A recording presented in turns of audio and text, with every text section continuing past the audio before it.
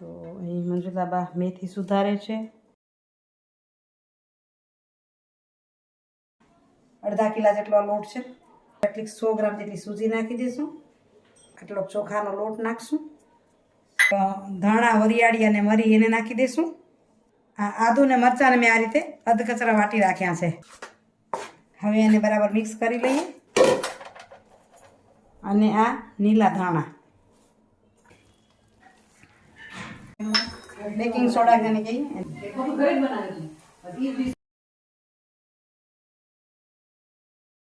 એને પલટાવી લેશું. તો જો કેટલા સરસ મજાના ફૂલ દેખાય છે. જો સરસ દેખાય છે. નમસ્કાર મિત્રો, કેમ છો? મજામાં ને? આપ સૌ કુશળ હશો એ જ શુભેચ્છાઓ સાથે મિત્રો આ વિડીયોની બહુ મોડી શરૂઆત કરી છું. સવારે આજે વહેલું નીકળવું હતું. 8:15 ઘરેથી નીકળી એટલે એટલી ઉતાવળ હતી એટલે વિડીયોની શરૂઆત જ ન થઈ. જો અત્યારે 5 વાગ્યા છે. વહેલી ગઈ હતી તો વહેલી આવી ગઈ. અને આજે છે 14 છે એટલે અમારા ઘરે છે એટલે જમવાનું કરવું છે તૈયાર. અને જમવામાં બીજું તો જે હોય તે પછી અલગથી થાય જ, પણ ખીર તો હોય જ. તો આવવાની સાથે જો અહીંયા તૈયારી કરું છું ખીર માટે. કુકર લીધું, પાણી મૂકું છું. પછી વિચાર્યું કે વિડીયોની શરૂઆત કરીએ આપણે. આજે 14 છે એટલે બધા ભેગા થશું એટલે ખીર તો બનાવી જ. અને હેતલને કંઈ કીધું છે મેથી તૈયાર કરી રાખજે, એટલે હું ચોખાને ધોઈ લઉં. અને મેથીમાંથી હવે શું બને છે વિચારી. ખીર ને થેપલા બનાવી, ગોટા બનાવી, શું બનાવી કે પૂરી બનાવી મેથીવાળી. શિયાળો છે એટલે સરસ મજાના વેજીટેબલ મળે છે ને એમાં મેથી મસ્ત તાજી મળે છે. સવારે મંજુલાબાને દઈ ગઈ છું, સાફ કરી રાખજો, તૈયાર કરી રાખજો. કારણ કે એવું છે કે વહુ દીકરી અમારી પાસે એક જ છે. ગઈ 14ના દ્રષ્ટિ હતી એટલે વડાપાઉં બન્યા હતા. હવે આ વખતે જે હશે ને તો હેતલના ભરોસે. ભલે અમે મદદ કરીએ છીએ અને હું કરી જ લઉં બધું, પણ ઓકે ઘાટું દેખીને ગુડા થાકે એટલે હેતલ હોય ત્યાં સુધી અમને એમ થાય કે હેતલ કહેશે શું કરશું, છોકરા કે. તો આગળ જોશું. અત્યારે હું ખીર ચડાવી લઉં. અહીંયા ચોખાને ધોઈ રહી છું ને વાતો કરી રહી છું એટલે વળી નીચે જોઉં છું. તો ચાલો ધોઈ લઉં અને હું ખીરને ચડાવી લઉં. ચોખાને બાફી લઉં પછી વધારાનું કામ કરીશ. તો અહીં પાણીની અંદર શું કહેવાય, અમે એમ કહીએ આંધણમાં ઓરી દીધા. તે ચોખા નાખી લીધા, ઓરી દીધા અને લાઇટ ચાલી ગઈ એટલે મૂક્યું હતું મેં ઇન્ડિકેટર પર. હવે જોઈએ નહીં. અહીંયા ગેસ પર મૂકી દીધી ખીર કુકરમાં જ ભાત બાફવા માટે. પછી હલાવશું. એટલે આવી તપેલી મોટી નથી, આવડો મોટો ટોપ છે નહીં. તો આ જાડા કુકરમાં પછી ઢાંકણું નીકળી જશે એટલે ચડી જશે. અત્યારે હું કરું છું તૈયારી. તો મસાલાની અહીં મને ચટણી માટે ખજૂર, આંબલી અને ગોળ ઉકાળીને મૂકી ગઈ છું સવારે. આની મસ્ત ચટણી થાય. મીઠી ચટણી આપણે કરાવી હોય તો એને ઉકાળી નાખવાનું. પછી ઉતાવળમાં હોય તો ચાલે, પણ આપણે ખબર છે સાંજે બનાવવું છે કાલે સવારે બનાવવું છે. તો આંબલી, ખજૂર અને ગોળ તમને ઉકાળીને મૂકી દેવાના અને પછી એને પીસી અને વઘારશું તો બહુ સરસ થશે. અને હવે હું કહું છું ચાલો તૈયાર. ચાલો ગોટા બનાવીએ આપણે મેથીના મસ્ત જાળીદાર. હજી 5:15 થયા છે પણ તૈયારી હમણાંથી કરીશ તો જ થશે. તો અહીં આખા મરી, આખા ધાણા અને વરિયાળી. ધાણા અને મરી મોટી ચમચી જેટલા લીધા છે ને વરિયાળી નાની અડધી ચમચી જેટલા લીધા છે. હવે ધાણાને હું અધકચરા વાટી લઉં. કારણ કે લાઇટ નથી એટલે થોડી તૈયારી કરતી જઈશ તો થશે ને. તો આમાં નાખી અને હું અધકચરા વાટી લઉં તો મસાલો તૈયાર થઈ જાય. તો લાઇટ આવી ગઈ. હવે ઘરે તૈયારી. અહીંયા મસાલો મેં વાટી લીધો અને અહીં મેથી અને ધાણા મંજુલાબા ધોઈ રાખ્યા. જો મંજુલાબા આવી ગયા મદદ કરવા. હા, એના પર નિતારવા માટે જ નિતારશો તો સરસ જ. જે નિતારો એના પર તો એ મેથીને સુધારી આપે આપણને. તો હું એને થોડું ગાઈડ કરી આપું. આશે ને પર વેચતો ઠંડુ લાગશે. તો અહીં મંજુલાબા મેથી સુધારે છે. બાજુમાં ધાણા આપી દેતા છે સુધારવા માટે, એ સુધાર લેશે. અહીં ખીર થઈ ગઈ છે તૈયાર. અહીં ચટણીને પીસી લઉં. તો આ ગોળ, ખજૂર અને આંબલી આમાંથી છે ને આના ઠળિયા કયો કે શું કહેવાય, ખજૂર અને ઠળિયા મેં પહેલાં જ કાઢી લીધા છે, એટલે આ રીતે પીસી લઈએ. તો મિત્રો ઓલરેડી આપણું નક્કી થઈ ગયું છે કે મેથીના ગોટા બનાવશું. તો ચાલો કરું છું તૈયારી. તો મેથીના ગોટા સરસ મજાના જાળીદાર પોચા કેમ થાય તો એ તમને હું બતાવું. ચાલો બનાવી મેથીના ગોટા. અહીં મેં તૈયારી કરી છે, થોડી તમને આગળ વિડીયોમાં આપ્યું છે, તમે અંદાજ તો આવી જ ગયો હશે. અહીં મેં લોટને ચાળી લીધો છે, અડધા કિલા જેટલો લોટ છે. એની અંદર 100 ગ્રામ જેટલી સૂજી નાખી દઈશું, આટલો ચોખાનો લોટ નાખશું, એને મિક્સ કરી લઈશું. સ્વાદ અનુસાર નમક નાખી દઈશું. થોડી કડવી હોય એટલે આપણે અહીં 1.5 ચમચી જેટલી હું સાકર નાખી લઉં છું. એના ઉપર આપણે નાખશું આપણો મસાલો જે તૈયાર કરી નાખ્યો છે, ધાણા, વરિયાળી અને મરી, એને નાખી દઈશું. આ આદુ ને મરચાંને મેં આ રીતે અધકચરા વાટી રાખ્યા છે, તો એને નાખી દઉં.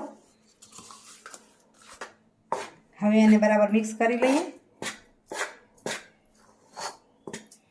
હવે આ મિક્સ થઈ ગયું. હવે એની અંદર જો આ મેથી ધોઈ અને સુધારી રાખી છે એને નાખશું આપણે. જે મારી પાસે આ વધુ છે, જરૂર પડશે એટલી જ નાખશું આપણે, પણ લોટ વધુ છે એ પ્રમાણે થોડીક વધુ પણ જોઈશે.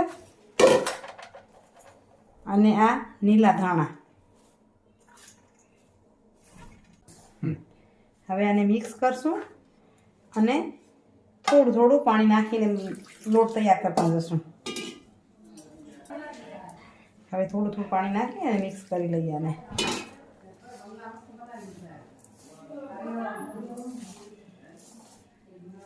હવે આ રીતે એટલું પાણી પડ્યું. હવે આને મિક્સ કરી લઈ, જરૂર પડશે ત્યારે વધુ નાખતા જશું. આ લોટને તૈયાર કરવાની જ મુખ્ય ખૂબી છે. જો લોટ વ્યવસ્થિત રીતે તૈયાર થાય તો એ સરસ જ થાય. 10 મિનિટ પછી આપણે ફૂલ સોડા નાખીએ છીએ, બેકિંગ સોડા જેને કહીએ, અને એને એક્ટિવેટ કરવા માટે એના પર આપણે નાખશું લીંબુ. જો અહીં હેતલ આવી ગઈ છે મદદ માટે. મિક્સ કરી લે. આ બાજુ તેલ ગરમ થવા મૂકી દીધું છે અને થોડાક આ ભજીયા કાઢશું. એની રેસીપી ભલે નહીં આપી. અહીં અજમો અને નમક નાખી દીધું છે, બટેટા સધાર રાખ્યા છે ને અહીં એટલા મરચાં સુધાર્યા છે. તો હવે બનાવી લઈએ ભજીયા. અને આ તળી છે ત્યારે તમને બતાવીશ. હમણાં હેતલ તૈયાર કરી લે, તેલ ગરમ થઈ જાય ત્યાં સુધી. હવે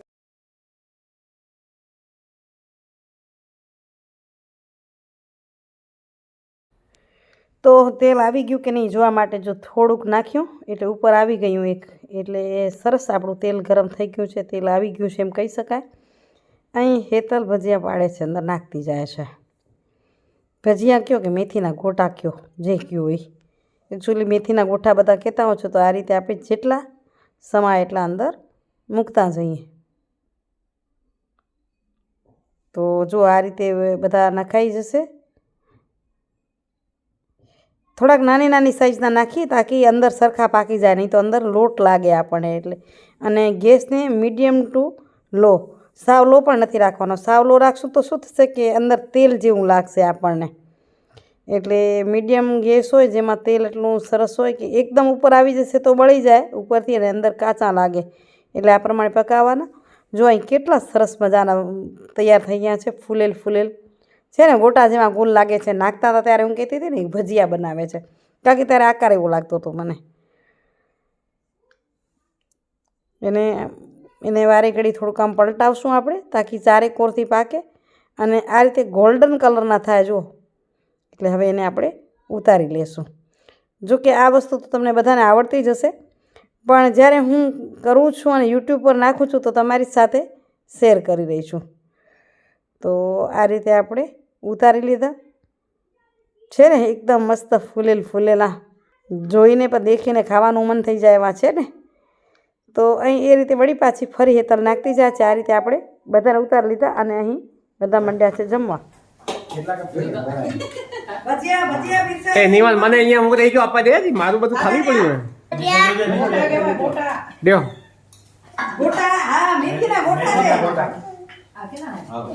મેથીના ગોટા એમ કહેવાય.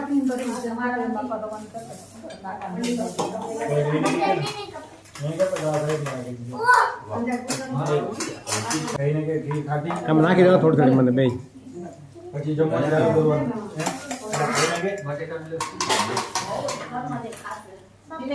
કરવાનું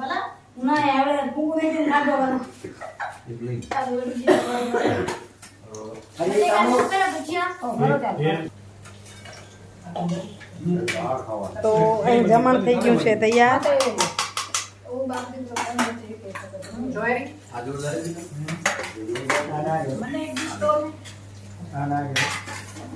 આ છે અમારો પરિવાર.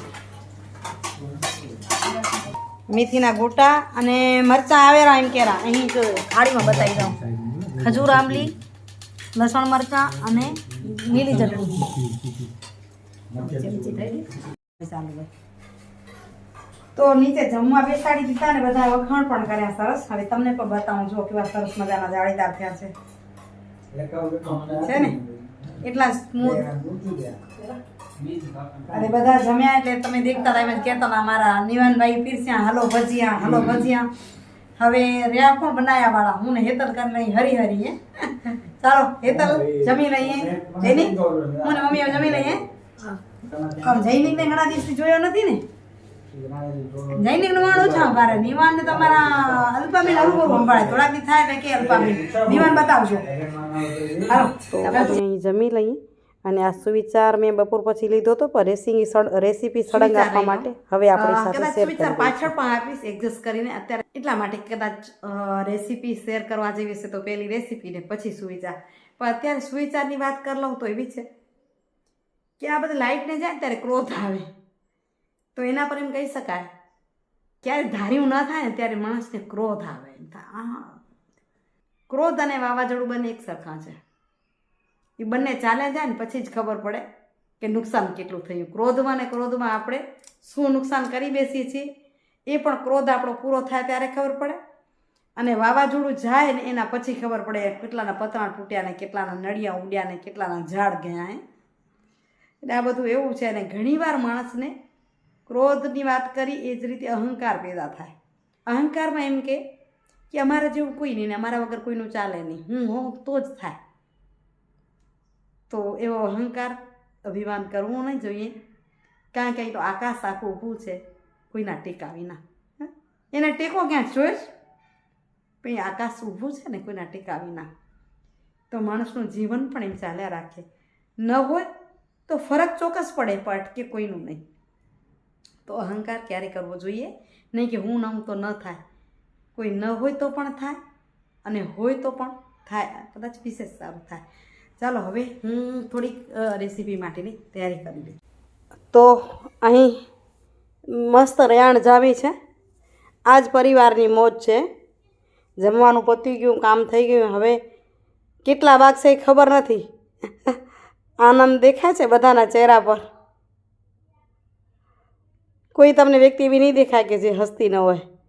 બસ આ હસતા હસતા અમે કરીએ છીએ વાતો અને વિડીયોનું કરું છું એન્ડિંગ. ક્યારે મળું છું સરસ મજાના વિડીયો સાથે. આજનો વિડીયો કેવો લાગ્યો કમેન્ટ કરીને જરૂરથી કહેજો. કમેન્ટ કરશો તો મને પણ ખબર પડશે ને. તો આવજો મિત્રો. વિડીયોને લાઈક અને શેર કરવા વિનંતી. જય માતાજી. હરિઓમ.